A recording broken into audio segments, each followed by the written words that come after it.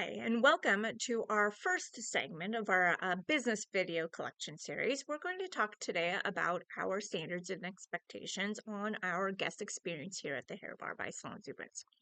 The guest experience is just that. It is the experience that the guest receives and feels when they receive services at the Hair Bar. In today's economy, customers are feeling the financial pinch everywhere they go. Inflation is up, and the amount of choices of where to spend their money can be overwhelming. People are now finding it more important than ever how and what they feel when they spend their money determines whether or not they're going to return and continue to spend their money or go elsewhere. We call that the emotional experience. We want to make sure that every client feels confident and great when they when they spend their money with us and when they leave our salon. Here are some ways on how we do that at the Hair Bar. First impressions will make the most impact. So the Hair Bar, really, we average about 35 to 50 new clients every month. I do apologize. I am recording at home and I've got lots of natural ambiance today. So lighting's not the best. And you might hear some background noise. I've got my kid here and the dogs might bark. So that's my world. But anyways, back to business. Guest experience. First impressions always make the best and biggest impact when it comes to taking care of our guests. The Hair Bar averages 35 to 50 new guests a month. Can you believe that? To 50 new guests a month. The first impression always happens actually in like three different ways and about 3 to 4 times. First, the most common way that they get their first impression with us is digitally. Most clients are searching online for their salons. If they're referred to the salon or to a stylist, they're going to look you up online. So digitally, that is through our social medias our social medias, that is the salon pages collectively, and then of course each individual stylist as well. Our website, www.hairbarincorporated.com, making sure it's beautiful, it's user-friendly, they can book online, services are listed and detailed, and then Google reviews. Google is the #1 used search engine. And so making sure that we have a really good quality Google review, making sure that when the guest leaves, they want to leave a good positive review with us. Those are the ways digitally guests have a first impression with us. The next first impression that's going to happen is through the front desk. Typically it's a phone or text conversation reaching out to the salon to make appointments or inquire about information. So the conversations that we have with them, both verbally and through text messaging, being able to have really good grammar, positive, it feels warm and inviting. It sounds eloquent. It sounds luxurious. It sounds positive. And we're able to be on top of engaging with them. Now, I know currently at the moment we don't have front desk. We're all filling in as best we can to be on top of that. So it is imperative that when any of us have downtime whatsoever in between clients, when we first coming in early, staying a little bit later to make sure that the phone system is being handled and guests are having their messages and their calls returned in a timely manner. Because that is a first impression that new guests are going to be impacted on. Uh, Walking in their first visit to the salon, or they're walking in to inquire on information about who we are and what we have to offer. um when they first walk in, are our windows clean? I know it sounds kind of silly, nobody likes to clean windows, but it makes an impact. Cleanliness, the front area, the organization. The front desk, is the front desk and behind the front desk clean and organized? No personal items back there, it's not jumbled, it's not disorganized. um Retail area, is it displayed beautifully? Can they tell what is on sale without having to be told? It is nice to tell what our promotions are, but can they tell what's going on? Can they even tell that we look like a hair salon? um the cleanliness of the salon, not just when they first walk in that first little area, but as they journey through the entire salon. Is it clean? Is it dust free? Are hair bunnies and dust bunnies and hair wads cleaned up and swept? Is it being taken care of? We do have a salon maintenance team um, assigned to each one of us, or a area assigned to each one of us. Now, every single area, square inch of that salon is equally as important as our teammates. We're here to help each other out. So doing our part, making sure that our own responsibilities are taken care of, and then that if we have a teammate that is falling behind or is super busy or whatnot, that we're stepping in when we can to help them out. Again, every job is equally important to that cleanliness, because that first impression, as well as our repeat guests feeling like they have a safe, clean environment to come into, is very important. When they first step into the salon, the greeting, what is their greeting like? Are they being ignored because we're busy and we can't greet them? Or are we at least welcoming them in and encouraging them to make themselves comfortable, informing that we'll be right with them as soon as we can? Or are we paying attention or staying available up front to greet them and welcome them in? Very important. When they're coming in, part of the greeting should include, informing of any current promotions we have, encouraging them to make themselves comfortable, encouraging them to shop around. Take a look at what we have. We have more than just hair care products. We have a great selection of hair care products that they might be interested in. And maybe they came to our salon because we do carry something that they really love. We've had that before. A lot of clients do come to us because we do specifically carry certain items. Are we helping them to be comfortable, making themselves comfortable, offering beverages while they wait?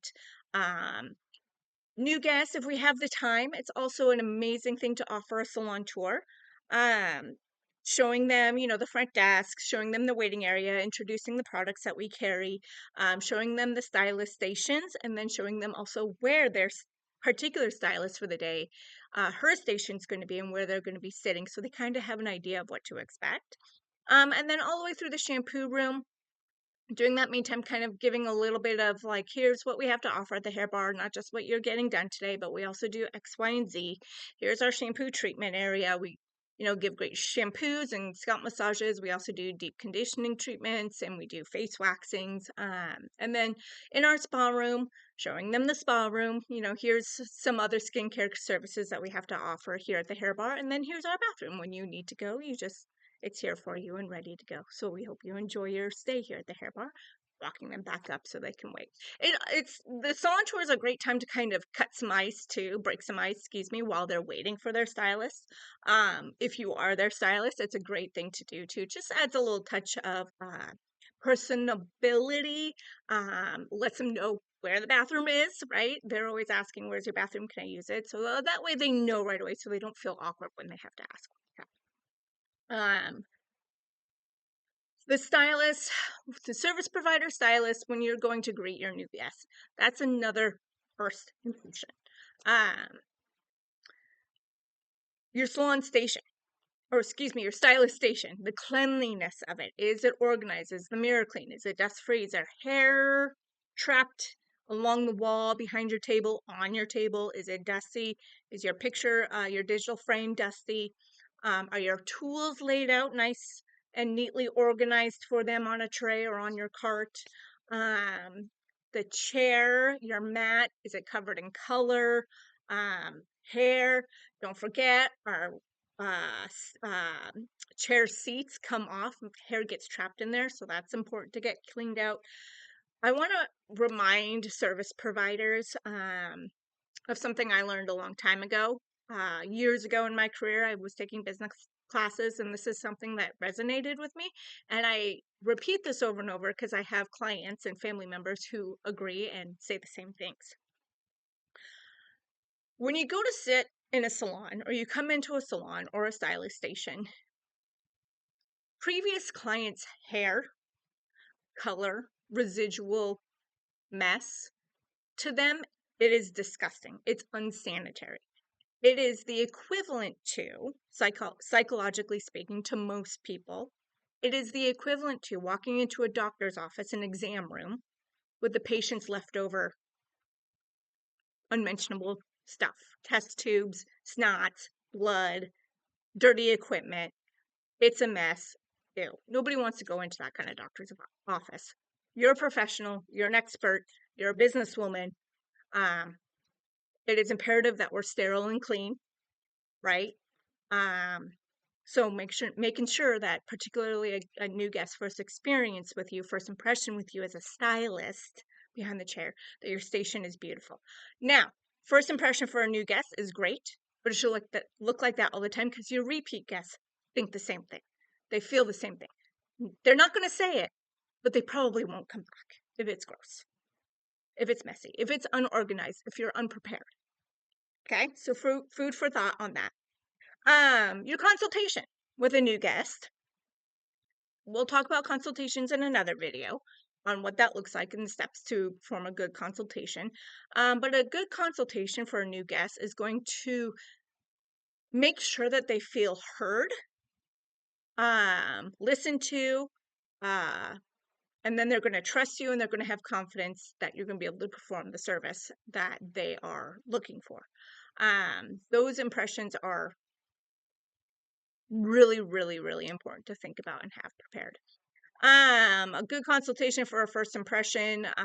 Good first impression is going to be, making sure you know what they're hoping for that day, decide what is realistic for that day, give a good price estimate, and then asking if the guest has any problems or concerns that they have with their hair. And then, of course, asking permission to offer education and recommendations to offer solutions for the problems that they have. The service itself and the technical work, as far as your first impression goes for the guest experience. Um, and that's, I guess I shouldn't say first impressions for all of these. The guest experience kind of should always be like this with every guest. First impressions, though, are pretty critical in retaining those guests and getting them to come back. But your service and your technical portion of the visit, of the experience that the guest is going to have with you, are they receiving education for customization with their hair? They might show you a picture, but that picture may not be realistic for their hair, or that picture, that particular look might require a broad range of not problems, broad range of work or daily techniques or things that they might have to do every day, or might require, a longer service or shorter service than what they have scheduled. So education on the customization for their hair, on what they're trying to get done. The service also includes future visits, going on a hair journey. I always like to say, are you willing to go on a hair journey with me today so I can see you again? We can continue this process to get you where you're at. Do you talk about other services that you have to offer at the salon? They might be in for just a haircut. They might just be a normal cut client. Well, do you talk about various color services that we might have to offer just to plant seeds? Are you talking about the condition of their hair? If they like wearing long hair, they don't get haircuts very often. Are you sharing services on how to keep their hair in really good, healthy condition by coming into the salon regularly and getting those in-salon conditioning treatments, or even using them at home to make sure that they have nice, healthy hair in between their visits? Are you offering skincare services that you have or that we have? Face waxing, brow tinting, lash lifts, just to name a few, right? What kind of conversations are you having during your technical service? For a new guest, you should almost not talk about yourself at all. Very little, unless they're asking questions about you, but you should always be directing your conversations about the guests, to the guests, getting information, getting to know them, whether it's personal stuff or about their hair. Ideally, for a first visit, you want to center the conversation around their hair needs, getting to know them, getting to know their hair history, what they're looking forward to in the future, what you can, just getting creative, imagining what you could do with that hair canvas, if you will. But if it does go into the personal life, getting to know your clients, getting to know them on that personal level, building that rapport should be all about them. Second visit should be all about them. Third visit, maybe throw in a little bit of teasers, a little bit of tidbits about yourself here and there. Again, if they ask questions, every visit should be about the guests. They're paying their own money to take care of themselves. It's about themselves, not about you. Keeping doing color services, keeping the hairline and the face free of color. I cannot stress how important this is.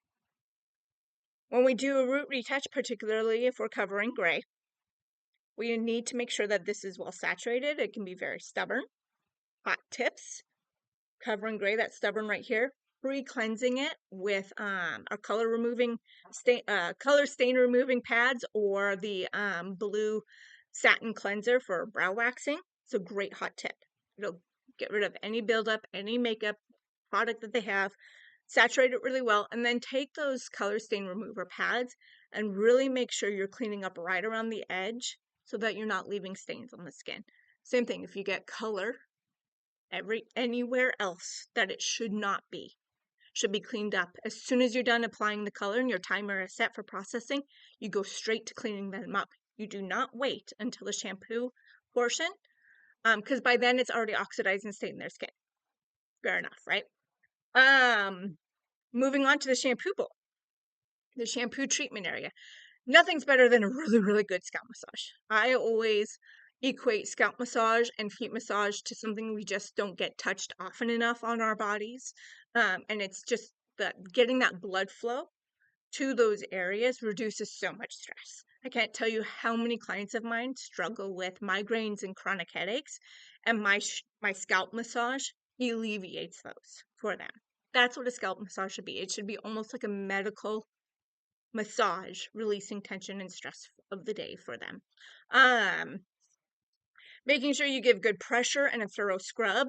If you're not sure, get somebody in the shampoo bowl, like a teammate, and have them really critique your scalp massage. More pressure, less pressure, more nails, more scrub. Get my neck better. You're not rinsing, it doesn't feel like you rinse here, or temperature's too hot. Asking your guest, how is that temperature? One thing I cannot stress often enough with our guest experience is the type of questions you ask. We do not ask yes or no questions. Is that temperature too warm? Is that temperature too cold? It's yes or no. How is that temperature? You want to ask questions that you're receiving information on, so you can make the appropriate expert adjustments as necessary, right? So how is that temperature for you? They'll say, oh, it's perfect. Oh, it could be a little cooler, or it could be a little warmer. Then you adjust. How is that? Great, it's perfect. Thank you so much. When you ask questions that you're digging for information, your guest will trust you more and more because you are striving to listen for what they need. Typical shampoo and scalp massage should only take 5 minutes at the bowl. Now, if you're rinsing color, I would add maybe 3 minutes. If you're doing like, well, really any color, because most of the time you have to double shampoo when you do a color. So I would add maybe 2 to 3 minutes for a color shampoo rinse. If you're doing any of our treatments, even a scalp facial, it should only take about a total of 10 minutes. Another thing with the guest experience, I know it can be hard with our bowls, but do not allow it to be an excuse. Figure out what works. I'm going to give some hot tips here in a second, but don't soak their backs. Perms, I understand it can be hard. Some services and some people have really short necks, or really, really, really long hairlines. I get that. And so here are some hot tips to avoid that. A couple things I learned with our shampoo bowls at the hair bar, and I'll show some videos of this in the future. Taking our towels and pulling them tight around the neck and having the guest or clip it tight right here.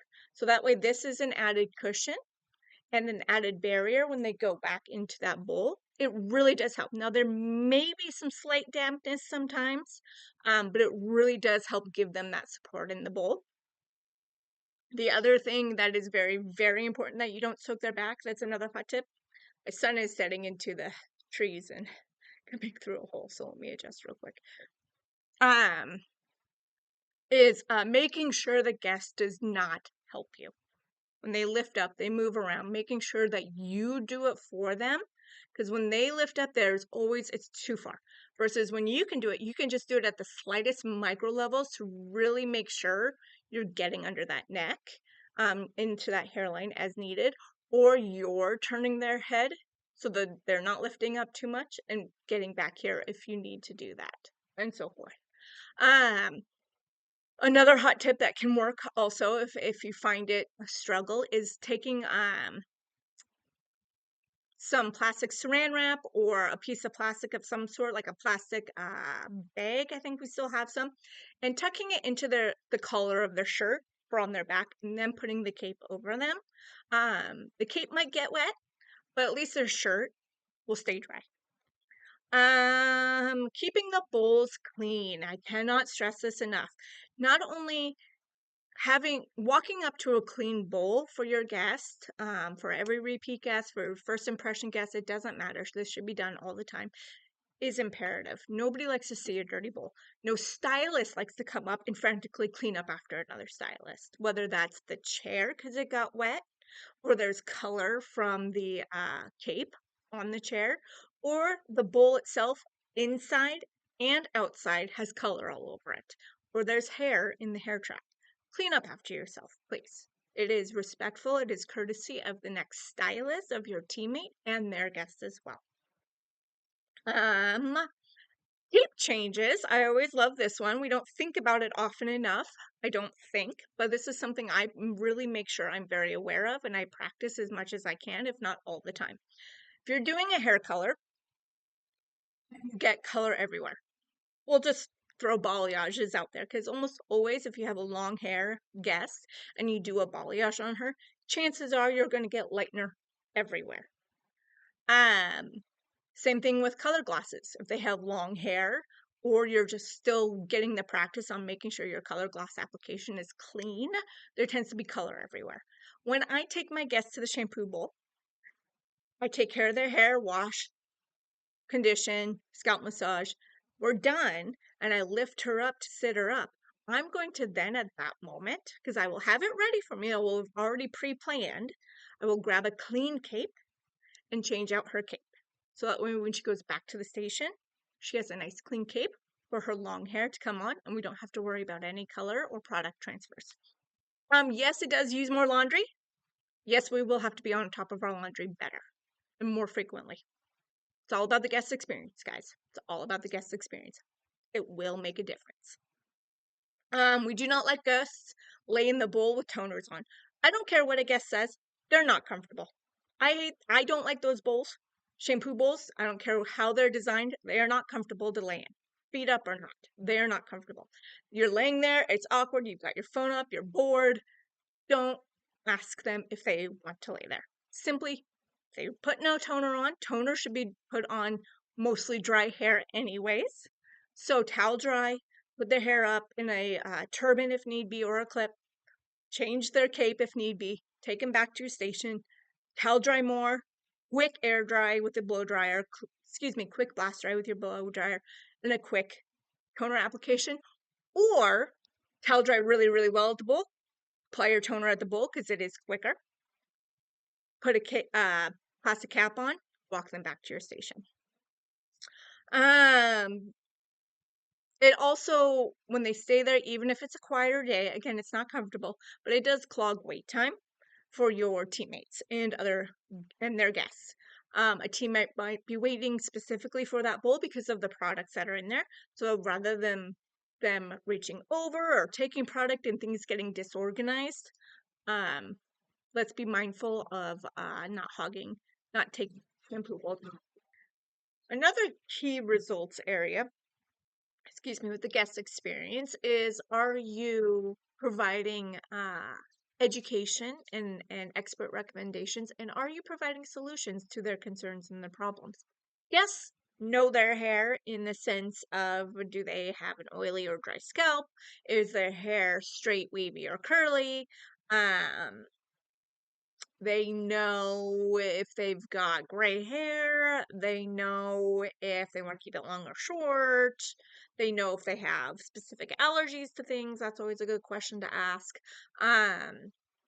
Other than that, they don't know unless they've done a ton of research, but again, you're the expert, not necessarily Google or Instagram or TikTok. They don't know the whys. So making sure that we ask questions again to get information. Um, and then asking permission to offer solutions. So are you offering solutions? And how do we use those solutions and why are you using those solutions for them?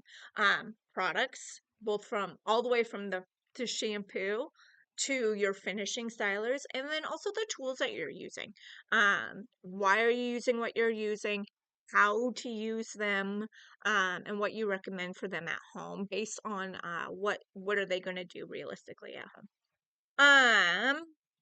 So all said and done, your guest experience from the first impression when they walk in as a new guest, all the way through as a repeat guest, why are they coming back?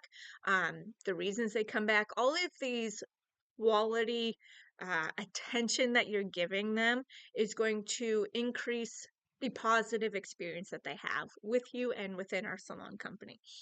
This will encourage them to be repeats regularly, not just once a year, twice a year, but regularly and consistently. It's going to encourage them to spend more of their money because they trust you, they love the products that we have to offer, they love the results, they love the honesty. They love the way you make them feel. So they're going to come back. They're also going to send their friends and family. They're going to believe in you. They're going to believe in the salon company. They're going to believe in what we have to offer because they've seen the results themselves. They've experienced it themselves. So they're going to draw more people to us. And that's how you are going to grow as a service provider. And that's how you grow, and therefore the salon company can grow as well. So that's my conclusion for salon for the guest experience. I've gone through a lot. If you have any questions, drop them in the comments below or ask me directly. If I'm missing anything, I'm happy to redo this or add to it, I should say. And I hope you enjoyed it and check out our other videos. Have a great day.